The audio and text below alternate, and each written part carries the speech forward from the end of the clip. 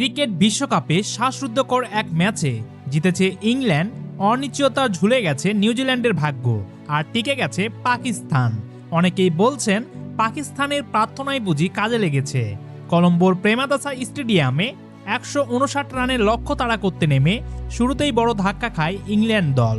মাত্র 8 বলের মধ্যেই ফিরে যান ফিল সল্ট ও জস বাটলার। চাপের মুখে তখন নেতৃত্ব দেন অধিনায়ক হ্যারি ব্রুক।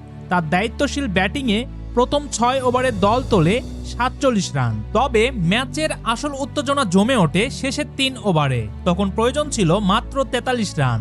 কঠিন সমীকরণ, চারদিকে চাপ। ঠিক সেই সময় ঝড় তোলেন উইল জ্যাক্স। গ্লেন ফিলিপসের 1 ওভারে জ্যাক্স ও রেহান আহমেদ মিলে নেন 22 রান। টানা 3 বলে 4 মেরে ম্যাচের গতি পাল্টে দেন জ্যাক্স। শেষ পর্যন্ত 18 বলে 32 রান করেন তিনি। আর রেহান আহমেদ মাত্র 7 বলে অপরাজিত থেকে 19 রান করে দলকে জয়ের খুব কাছে পৌঁছে দেন।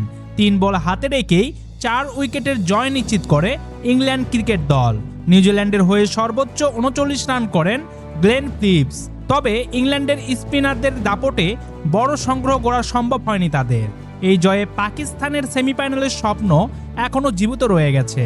সমীকরণ পরিষ্কার, শ্রীলঙ্কাকে বড় ব্যবধানে হারাতে পারলেই সুযোগ তৈরি হবে, না হলে শেষ 4-এ জায়গা পাবে নিউজিল্যান্ড। সম্মানিত ভিউয়ার্স, শেষ ম্যাচে কি হবে, কার মুখে ফুটবে হাসি, সেই অবধি জানতে অবশ্যই আপনারা আমাদের ফ্রিডম অফ ভয়েস ইউটিউব চ্যানেলটি সাবস্ক্রাইব করে রাখবেন। ভিডিওটি ভালো লাগলে একটি লাইক দিবেন এবং আপনার যদি কোনো মতামত থাকে তাহলে অবশ্যই ভিডিওর নিচে কমেন্ট করে জানাবেন।